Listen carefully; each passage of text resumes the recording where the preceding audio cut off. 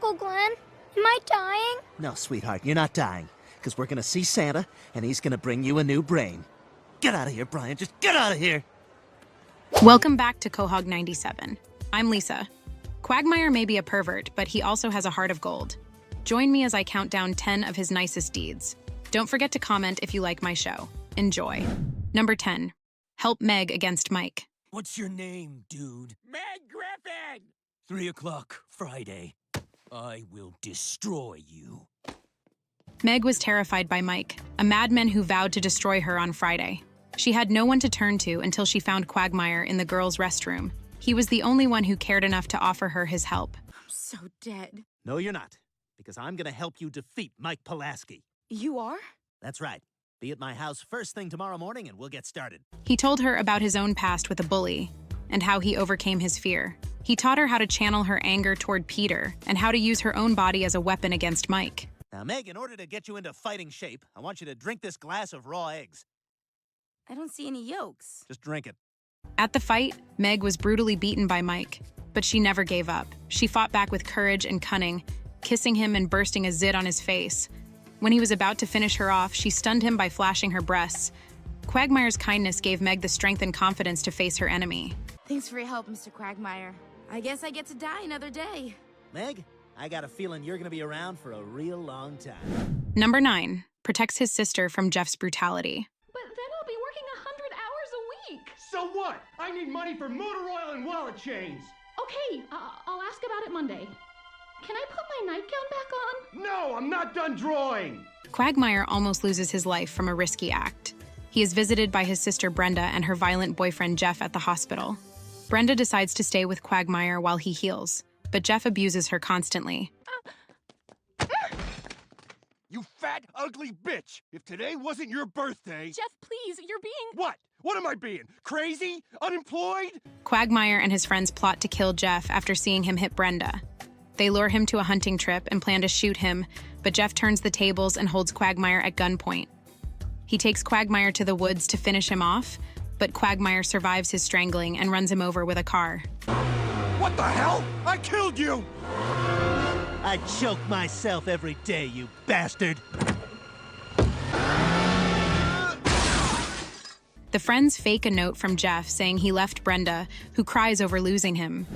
Number 8. Quagmire saved Peter's love life.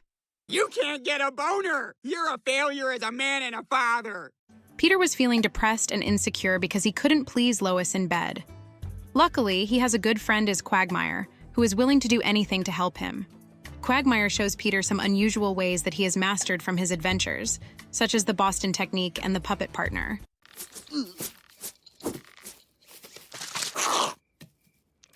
Oh, Peter, that's new. Let me try. Try it. Unfortunately, none of these tricks worked for Peter. Quagmire realizes that Peter's issue is related to his job loss, and he decides to take action. He confronts Angela, Peter's former boss, and persuades her to give Peter another chance, and Peter finally got his job back. Welcome back, Griffin. Who's that? Oh, I hired a studio audience to do your old job. You guys are fired. Thanks to Quagmire's kindness and support, Peter is able to restore his happiness and his passion. Oh, Peter. Yeah, the bread's all soft and doughy, isn't it? And the inside of the bag's always wet because those hairy dummies put it in too hot. Number 7. Trying to take care of Anna Lee. Bathroom's down the hall to the right. If you ever come home and there's a tie on the door, it means I'm frogging someone, so give me at least a couple hours. Quagmire was shocked to find a baby girl in a basket with a note claiming she was his offspring. He knew it was true when she uttered his signature word, giggity. Giggity? Oh, I say that. Quagmire does his best to look after the baby he names Anna Lee, but she spoils his romantic encounters with her crying. He decides to let her be adopted by someone else. She'll go to a good home, right? Oh, yes. She'll be somewhere safe, right? Like, you're not gonna put her with sand people, right? You mean like from Star Wars? No. Later on, he sees that as a terrible mistake. Yet when he goes to her adoption family's house, he sees her happy. although he happily notes he may bump into her in 18 years as he is still his old self. Number 6, taking his niece with cancer to see Santa. Abby is a brave 5-year-old girl who has been fighting brain cancer. She loves her uncle Glenn Quagmire, who always tries to make her happy. In Road to the North Pole, he takes her to the mall to meet Santa Claus and tell him her Christmas wish. But their special moment is ruined by Brian Griffin, who insults Abby and makes her think that she is not a real girl. Buddy, you here to see Santa? Yeah, I hope you've been a good boy this year. That little guy is my niece, Abby, you douche. Her hair's short because of the chemotherapy. Abby bursts into tears and feels ashamed of herself. Quagmire hugs her and tells her that she is beautiful and strong. He angrily tells Brian to leave them alone and apologizes for his rudeness.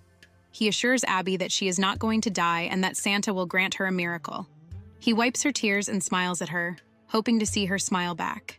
Uncle Glenn, am I dying? No, sweetheart, you're not dying. Because we're going to see Santa, and he's going to bring you a new brain. Get out of here, Brian. Just get out of here.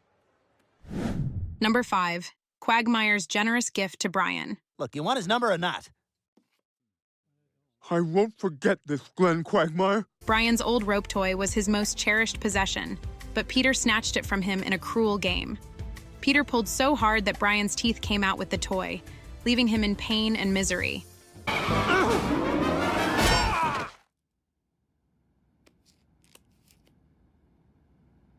My teeth! Brian begged Lois to take him to the dentist, but she coldly refused to waste any money on him. Feeling hopeless, Brian went to have a drink with Quagmire, his only friend. Oh, come on, Brian. Don't do that. Don't cry. Be a man. As Brian sobbed into his glass, Quagmire showed him a ray of hope. He generously offered him the number to his dentist, where he had an account that could cover Brian's expenses. Take this. What is this? That's my dentist. He'll bill me. I've got an account. You got an account with a dentist? He sells me nitrous at wholesale. I bang his wife. Quagmire's kindness saved Brian from a life of toothless agony. Number 4, take care of Stewie. Stewie? Mr. Quagmire? Terrence. Stewie loves to play hide-and-seek, but one day he makes a big mistake. He crawls into Quagmire's suitcase and gets taken to Paris, France. Quagmire is surprised to find him there, but he decides to be a good friend and look after him for 2 days. There you go, little buddy. We now return to Toi, Moi, et Dupree. Wow. He shows him the sights and the culture of the city, and they have a lot of fun together. But things go wrong when they drink too much wine and get separated. Sir, have you seen a baby with a football-shaped head around here? Yes, all babies have a round football-shaped head. No, I mean the real football. The one where you can't remember how to put on pants when you're 38. Quagmire is worried sick about Stewie, and he calls Brian for help. He pays for his flight, and they search for Stewie all over Paris. I'm a loser. I'd do anything to get him back. I really miss him. They finally find him in a cemetery, scared and alone. They hug him and apologize for losing him. There's the best little travel buddy in the world. They are happy to be reunited, and they spend the rest of their time in Paris as a family. Number 3, saved an entire plane's crew and passengers. This plane now belongs to us. You move, you're dead. So nobody try to get smart. Page 100. Quagmire's plane was on its way back home from San Francisco when it was ambushed by 4 robbers. Quagmire and friends managed to deal with 3 of them, but the 4th one was determined to crash the plane into Las Vegas. Quagmire saw that the hijacker had not fastened his seatbelt. He quickly signaled to the cabin crew and the passengers to buckle up. He then rolled the plane, making the hijacker lose his balance and fall unconscious. I think you're gonna flip for it! Yeah!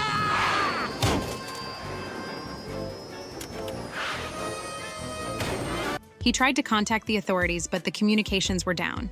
He saw that military jets were coming to shoot him down. Quagmire dodged the missiles, but one hit the plane. He calmly landed the plane safely in a canyon, and he saved everyone's lives with his bravery and skill.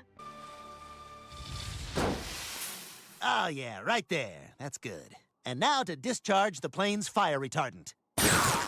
Giggity. Number 2, save the life of a beautiful girl. Congratulations, Quagmire. You're the newest member of my Wall of Fame. Quagmire is healing from his unhealthy obsession.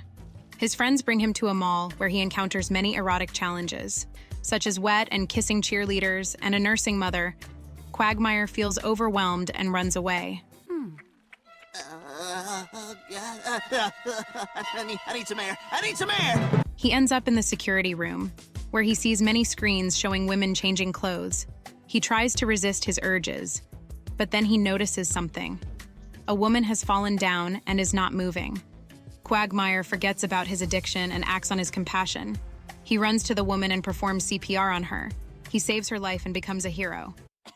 That was amazing! You saved her life! Thank God you know CPR! Number 1. Save Meg from Pouncy the cat. Pouncy is a cat that the Griffins adopt in Family Cat. She seems to be a sweet and cuddly pet, but Pouncy has a dark agenda. She wants to infect Meg with toxoplasmosis, a parasite that can make people obsessed with cats. You're mine now, Meg. Ow! Brian discovers her evil plan and tries to stop her, but he can't do it alone. He needs the help of Quagmire, who has a soft spot for Meg. Quagmire agrees to help Brian, even though he knows that it will put him in danger. Midnight. Not a sound from the pavement. What? It's from cats, you idiot. Oh, word? He confronts Pouncy and offers himself as a substitute for Meg. He tells Pouncy that he will be her cat lady, and that she can have all the cats she wants. Pouncy accepts his offer and leaves Meg alone. Quagmire saves Meg from becoming a crazy cat lady and shows her that he is a true friend.